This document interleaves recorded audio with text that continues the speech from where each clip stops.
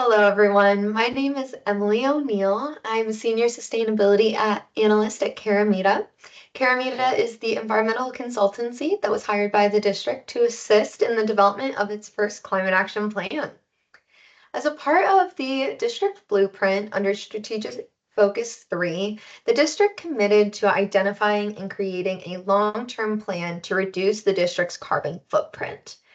What is a carbon footprint, though? We often hear carbon footprint, greenhouse gas emissions, but it's all the same. Essentially, when greenhouse gas emissions are emitted into the atmosphere, they trap the heat from the sun to create a warming effect. You might have heard of this as global warming or climate change. There are many different types of compounds that can create this effect.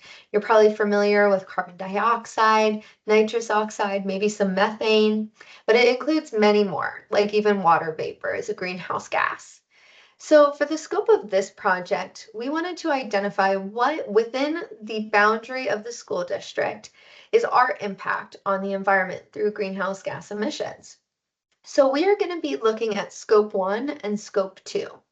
Scope 1 are the direct emissions that the district provides to the greenhouse gas effect. So this could be things that are actually on site for the district, like our vehicles like school buses. Whereas scope 2 are the indirect emissions. So this will be from our utility provider. While the district isn't combusting those fossil fuels on site, we are responsible for those emissions because we are the one purchasing that electricity. So understanding our greenhouse gas emissions is incredibly important for setting a baseline. Understanding what our impact is the first step to understanding how we can reduce that impact. And it's important that we do so because, as we've seen, if we don't do anything to address climate change or just generally the emission of greenhouse gas emissions into our atmosphere, we're going to start to see some really adverse effects from increased drought and increased flooding to an increase in maximum temperature days, specifically in northern Illinois. We're expected to see a huge increase in the number of days where we have over 100 degrees Fahrenheit. I personally don't like it when it goes over 95, so having more days a year that are over 100 seems pretty brutal, and we're going to start to see those impacts very locally. But it's not just about temperature and weather. As these changes happen in our regions, we also see increased asthma in children. We see an increase in tick and flea-borne illnesses, an increase in illnesses due to high heat, and of course, those adverse weather effects as well that can impact school operations. So it's important that we act on climate change now and address our part of the conversation. And now is the moment to do so because around the country, people are investing in climate action planning at a historic level. Right now, uh, 46 states and 165 cities have received funding to do their own climate action plans. So 96% of the US population will be covered by these climate action plans. So now is the moment in history to jump into the existing climate action planning that's happening in your region and tune into that work. But in addition, there's a lot of other co-benefits that come with a climate action plan. Things like cost savings and efficient use of materials, operational efficiency. When we dive into, sustainability in general, we're decreasing the amount of energy that we're using. So we save on those utility bills, or we're using materials more efficiently, or we're just operating more efficiently. So we have less waste and better efficiency usage, energy usage.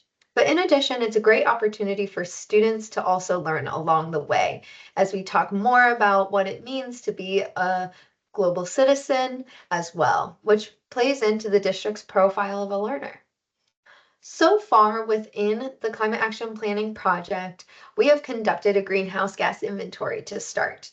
That is understanding what your baseline impact is on this on greenhouse gas emissions. And then we can move into developing reduction measures, engaging the community for feedback, and developing the plan. So far, we did create a dashboard, which I'm going to give you a sneak peek of right now. So this dashboard is going to be available to you all on the district website. It's highly interactive, so you can come here to see what the district's impact is and also learn a little bit more. As you can see, we have we have a handful of different tabs. The first page is our inventory overview, which can show us some interesting metrics, can show us by facility who has the biggest impacts. We can see total emissions by source and year over here. And you can also play with this based on the year you want to look at. So say you wanted to look only at 2022, you can see what the numbers look like there. We also have a tab for just total emissions. Here I have it set to junior high, but you can also play with this here.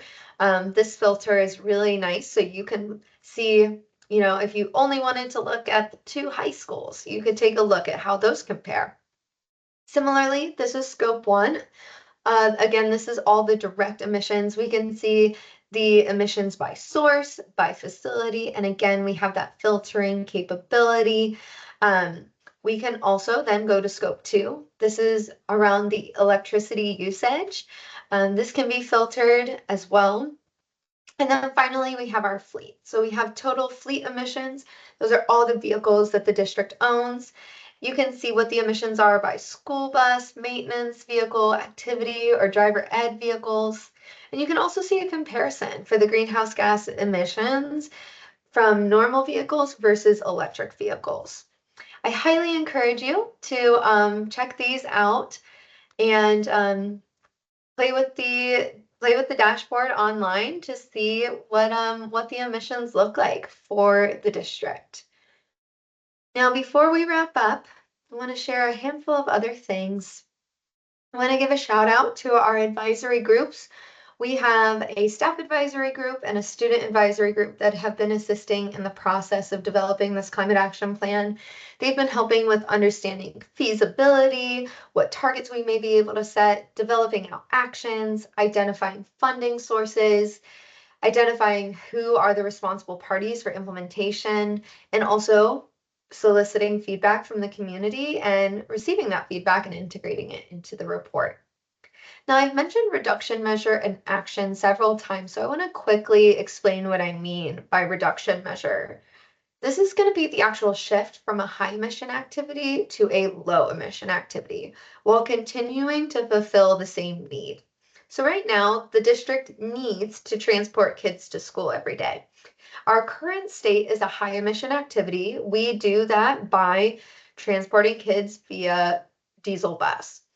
Now, the alternative low emission activity would be transporting kids by an electric bus. So that shift is what we call a reduction measure. We want to shift from that diesel bus to the electric bus. We want to shift from a high emission activity to a low emission activity while still transporting kids to school. Now, we can't overnight just snap our fingers and automatically have an electric bus. So that's where actions come in. So actions are going to be those policies, projects, incentives that help facilitate the implementation of that shift. So that could be for electric buses, maybe installing charging stations or procuring the school buses, maybe educating students on why we're shifting to electric vehicles, or training vehicle staff on how to charge the buses, what that means for their routes, and making sure that they know how to maintain electric buses versus diesel buses. So between reduction measures, which is the shift, and actions, which are the policies and projects that will help facilitate that shift, these are really the foundation for the climate action plan. So that start to finish, we have considered exactly how we're going to facilitate this shift and what we need to support that in terms of budgets, responsible parties, funding, timeline, all of those considerations. So we look forward to getting your feedback on some of the ideas we have had thus far, and also what you think you might like to see from the district. We look forward to engaging you further once the Climate Action Plan has been officially approved and is in action. Thank you so much in advance for your insight and perspective, and we look forward to hearing from you. Thank you.